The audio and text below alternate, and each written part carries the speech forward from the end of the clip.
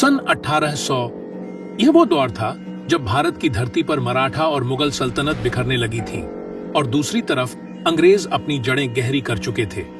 ये वही समय था जब अफगानिस्तान से लेकर म्यांमार तक फैले एशिया के विशाल भूभाग में भारत सबसे बड़ा और सबसे समृद्ध क्षेत्र माना जाता था। लेकिन इस विशाल भारत की आबादी तब सिर्फ 17 करोड़ थी। इन 17 करोड़ लोगों में से करीब 10% पुरुष और सिर्फ 1% महिलाएं ही पढ़ी लिखी थी। शायद यही सबसे बड़ी वजह थी कि हजारों मील दूर से आए अंग्रेज इस महान देश पर धीरे धीरे कब्जा जमाने में कामयाब हो गए। ईस्ट इंडिया कंपनी की सरकार ने आते ही गरीबों और किसानों का खुला शोषण शुरू कर दिया और सोने की चिड़िया कहलाने वाले भारत को लूटने में कोई कसर नहीं छोड़ी। लेकिन क्या आपने कभी सोचा है उस दौर में आम भारतीयों की जिंदगी कैसी थी? उनका रहन सहन और पहनावा कैसा था? लोग क्या काम करते थे?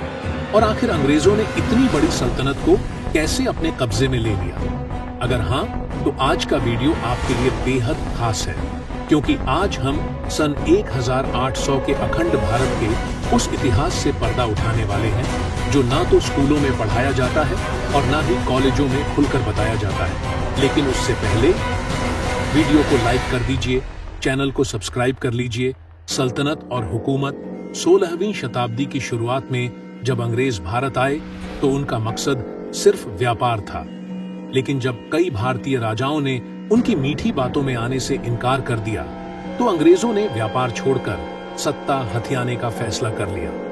भारत में कदम रखने वाले पहले अंग्रेज कप्तान थे विलियम हॉकिंस, जो 24 अगस्त 1608 को सूरत के बंदरगाह पर उतरे।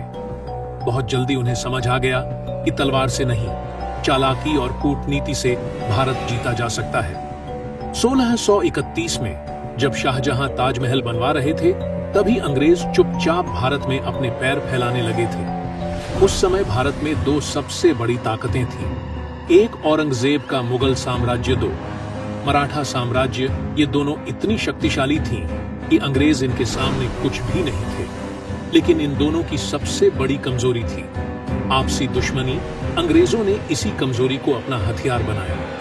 एक तरफ वे इन दोनों सल्तनतों के राजाओं के तलवे चाटते रहे और दूसरी तरफ चालाकी से लड़ाइयां करवाते रहे। उन्हें सही मौका पाने में करीब 100 साल लग गए और 18वीं सदी आते आते ईस्ट इंडिया कंपनी भारत में पूरी तरह पैर जमा चुकी थी। शोषण, कर और गरीबी मुगल सल्तनत खत्म होने के कगार पर थी और मराठा साम्राज्य भी कई इलाके अंग्रेजों से हार चुका था। अब अंग्रेजों ने किसानों पर जानलेवा लगान लगाया, व्यापारियों से भारी टैक्स वसूले, गरीबों का खून चूस लिया। एक तरफ वे भारतीय युवाओं को पैसे और नौकरी का लालच देकर ब्रिटिश आर्मी में भर्ती कर रहे थे और दूसरी तरफ भारत में बने सस्ते माल को विदेशों में बेचकर अंधाधुंध मुनाफा कमा रहे थे। यह सारा पैसा सीधे ब्रिटेन भेजा जाता था और भारत में भूख, गरीबी और आर्थिक संकट फैलता गया।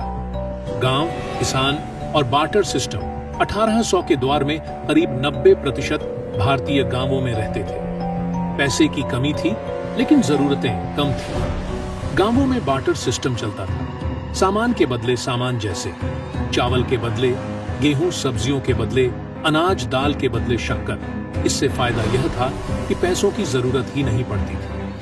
आज भी भारत के कुछ गांवों में यह परंपरा कहीं कहीं देखने को मिल जाती है। पहनावा और सादगी उस समय, पुरुष धोती और गमछा पहनते थे, महिलाएं साड़ी पहनती थी, बच्चे निक्कर में खेलते थे। केवल कुछ बड़े जमींदार ही अंग्रेजी पहनावा पहनते थे। भारत की यही सादगी और विविधता उसे अंग्रेजों से अलग बनाती थी। जीवन शैली और संस्कार में बिजली थी, न मोबाइल, न इंटरनेट, फिर भी लोगों की जिंदगी सुकून से भरी थी।